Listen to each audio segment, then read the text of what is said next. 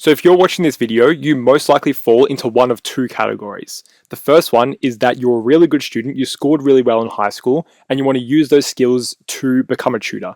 You want to become a tutor, you want to start your own business, and you want to start making money from that business. Potentially just to supplement your lifestyle and get a part-time income, but potentially you could make that into your full-time income in the future. Now, the second category you can fall in if you're watching this video is that you're an existing tutor, you feel as if you can teach quite well, but you still want to take your skills to the next level, because what I'm going to tell you right now is that if you feel like that you can teach, you actually can't teach. If you feel as if you're good at explaining things, you're actually not good at explaining things. What's happening is that you're just teaching people who already know the content, or they can pick up things really well. But your teaching skills are lacking. And if you want to take your business to the next level, if you want to build up your brand and you want to be the top tutor in your state for your specific subject, you need to fix your teaching skills, you need to fix your communication skills, and you need to be able to connect with students and understand the psychology behind learning as well. This was the exact position that I was in. In a few slides' time, I'm going to go through my exact story and exactly what I had to go through to figure out exactly how to teach and how to convey information properly. But what you need to realize is that first, you suck at teaching. That's just something that you have to accept to yourself if you actually want to learn and you actually want to figure out a new way of teaching, a new way of conveying information. That's not only going to help with your tutoring, but it's actually going to help you with other facets of life, whether it be with your work, if you need to communicate information there, if you need to communicate things in your relationships, if you need to understand the psychology behind other people. You need to watch this video series to learn all of these different skills, but specifically connected back to tutoring to see how it actually helps your students learn and how it helps you in the long run build up your brand. So in summary, this is the first part video of a huge series that's going to go through exactly everything that you need to know in order to be able to teach concepts properly, convey information properly, and understand the psychology behind learning as well. And once you watch this full video series, you'll be equipped with everything that you need to not only start your tutoring career, but if you already have, then take it to the absolute next level and literally be the top tutor in your state. Because that's what happened to me. I started off as just a lonely person in the marketplace for my specific subject, but through my communication skills, through my teaching ability, I was able to scale my business into a place where I was getting students at demand. I was getting people in my Instagram DMs begging me to take on more students because they saw the results that I was getting for other people. So if you want to be in that exact same position, tune into this video series and I'm going to be explaining everything that I know when it comes to teaching.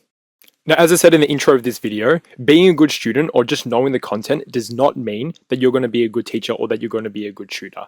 And this is the huge problem with teachers in this day and age. They're just people who know the content quite well. They might have majored in a university degree that relate to the subject that they're teaching. They might have done a maths degree and by default they've become a math teacher.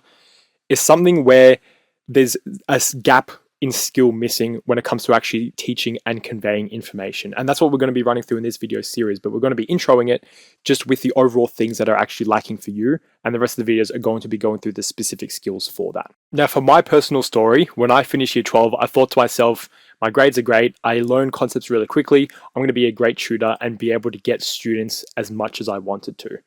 And I was very far from the truth. It took me 6 years of private tutoring. So this was private tutoring just by myself and through my business. Now, this included 4 years of running my own tutoring business and 2 years of tutoring on the outside of that. And also 3 years of teaching at Monash University, which was the uni that I attended, that I was in fact not that good at teaching. I was not that good at teaching. And I thought to myself that I was really good. And it's because of all the things I talked about previously. It's because I was good at school. I was able to pick up concepts really quickly. I was okay at communicating from my perspective.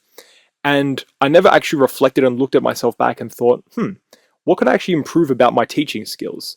It was never something that I genuinely thought about because I thought teaching was just knowing the content well, as the first slide suggested. That's far from the truth. And what this whole video series is going through is all the skills that you need to go through and all the skills you need to learn. And it's actually going to be me breaking it down for you with specific examples of how to actually teach. By the end of it, you're going to get so much value out of it that you're going to look back and think, oh, I was so bad at teaching. That's the position where I'm in right now, where I'm looking back and I'm realizing that I was so bad because of everything that I've learned since then. So, to summarize, I was bad at presenting, I was incoherent when teaching, and I was poor at empathizing, which is a really important part of the teaching process.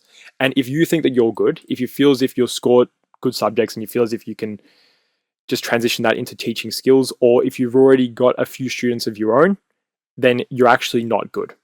A lot of those students are just scoring well because they were already going to score well, and you're just helping assist them with that and helping keeping them accountable. But in terms of the actual teaching, could you teach something from scratch? Could you figure out exactly where to start and where to finish with a student if they come to you with a problem? That's what we need to figure out when we're going through the actual tutoring process. You're currently at this place called the peak of Mount Stupid. It's just a terminology used in this diagram here. It's an illustration of something called the Dunning-Kruger effect. The peak of Mount Stupid is essentially the place where your confidence is at a high, but your competence is very low. So your competence is just how good you are at teaching. Your confidence is quite self-explanatory. Your confidence is high, but your teaching ability is low. And you have this sudden rush in confidence because you might have scored well in year 12. You might have been doing well in uni. You might have gotten a few students on board with your tutoring service. But that doesn't mean that you're actually good at teaching. Even if your students do well, it doesn't mean that you're good at teaching. It's all coincidental until you learn exactly how to teach. So that's not to say that you can't be good at teaching, though. It's not to say that you're just going to be bad at teaching. And it's not to say that you can't actually learn the skills fast. It just has to be something that you genuinely learn intentionally, rather than you just waiting for it to click with just practice over time. Because if you just wait for it to click with practice over time, it's going to take a really long time to figure out exactly how to teach. And about this clicking thing, you wouldn't wait for things to click when you're learning your schooling content. Would you wait for things to click if you're doing year 12? You wouldn't, because the stakes are so high. If you're trying to learn how to play a new instrument, would you wait for things to click, or would you genuinely go out of your way to do classes to learn the skills that you need to in order to be able to play your specific instrument properly? If you're trying to wait for things to click when you're learning a new language, it's going to take a long time to learn that language. The same thing applies to when you're learning how to teach. And specifically for this book, it's how to teach as a tutor. When I say book, this is all part of a larger book, but I'm turning it into a video series. So this is specifically for how to teach as a tutor, which is a completely different skill set in itself. Now, I was a good teacher. I'm just going to zoom out of my head a bit. I was a good teacher, but why wasn't I amazing after all that experience that I gained? Now, it's not to say that I was bad at everything. In fact, people used to say to me and go out of their way during my teaching at university, during my tutoring, to say that I was actually quite good at teaching and I was their favorite teacher, which of course is a really nice compliment to hear. I was really gracious to hear that. But the expectations that I had for myself were so high, and I wanted to always be the best. So I wanted to be the perfect tutor, and I wanted to be the perfect teacher when I was teaching at university. I wanted to be the one that all students could come to if they had any questions at all. And I wanted my students specifically, this is one thing that I specifically targeted, I wanted my students to have no doubt in me to answer any question that they asked me. I wanted to be able to answer any question in a prompt way possible, to be able to not only help them in the fastest way possible, but to be able to justify them paying a certain amount of money for my service as well. And I wanted my students to have no doubt in understanding what I taught them. So I not only wanted to be able to answer the question in the quickest way possible, I wanted to be able to convey that to them in a way that they could understand in a really simple way. Now that is the level that you should aspire to be. And there's a specific reason for that. The reason is because if you're able to confidently and actually able to answer any question and convey that information in the easiest way possible, then you're going to be having no problem in not only finding students for your tutoring service, but you're going to have no problem yourself with charging good money for that service. Because of course, if you're in business and if you're running a tutoring business for yourself, one key metric that you have is the amount of money that you can charge for your service. If you're confident in your ability and you genuinely have good ability as well, that is the ideal combination for you to be able to charge a high amount of money and have a high ticket item for your students to purchase, whether it be a bunch of sessions at a high price compared to other competitors, and they can buy that with assurance that you're actually good. Now, I'm not saying that just being a good teacher is the be all and end all when running a good business, but it's a really good start. And if you're currently running your business and you feel as if that there's still things that you can't answer, if you feel as if you haven't gone through the process of learning how to teach, then you could bump up your prices. You could increase your prices drastically after you learn exactly how to teach, because it's going to give you the confidence to actually do that. Now, you don't want to be someone who just seems good on the outside, but when the pressure moments come and students ask you an absolute doozy of a question, you want to be able to still answer that. That's what this video series is all about. Now, let's just break down what are the traits of a top student, because you most likely were a top student or you are a top student and you want to transition into tutoring. Or you already were a good student and you've already transitioned into tutoring. What are the traits of a top student though?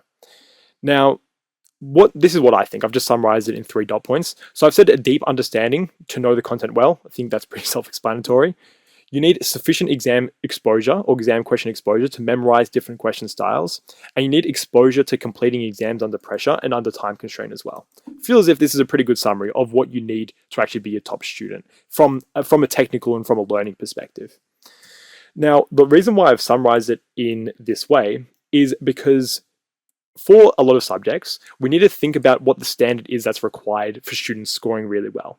Because when you have more difficult subjects, such as subjects at university that are quite notoriously challenging, or if you have high school subjects that are quite difficult as well, such as high-level maths, high-level English, sometimes even a 60% or a 70% was considered good, because that'll be the top of your class, because the standard and the difficulty was so high.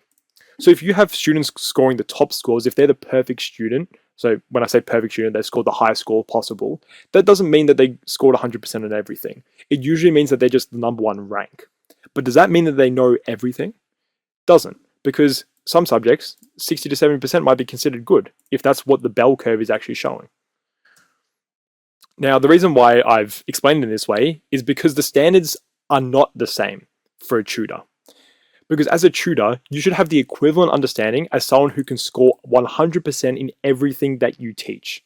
Sounds extreme. It sounds very extreme, but you need to have that ability to know everything inside and out. That is the bare minimum of what you need to have as a tutor. And you need to literally explain it as well.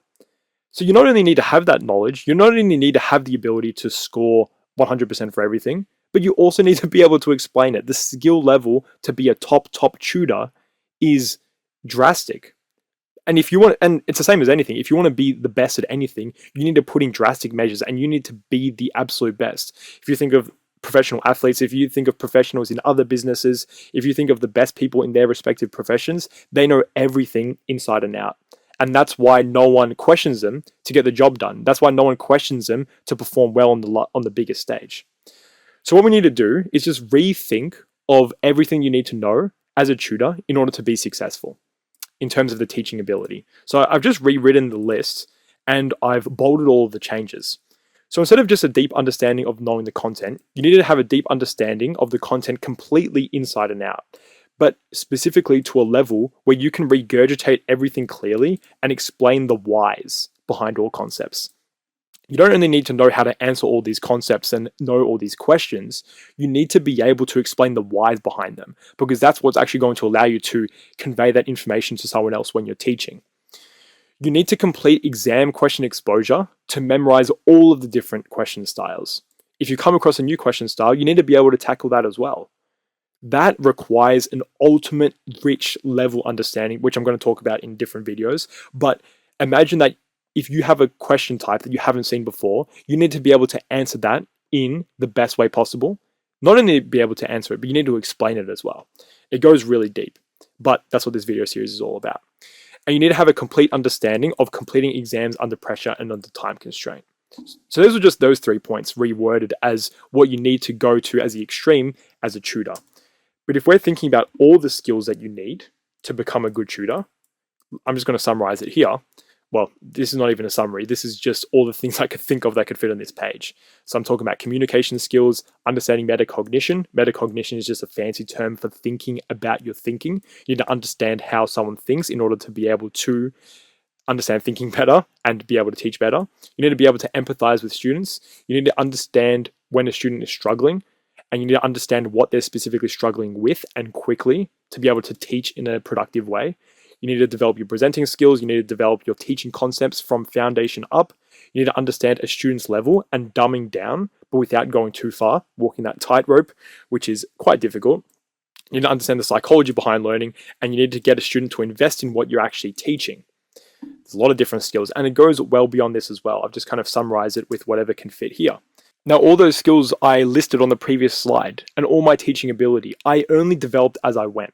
And I highly regret that, because that capped my capacity as a tutor. It capped my capacity to not only bring in more students, but therefore make more money as well.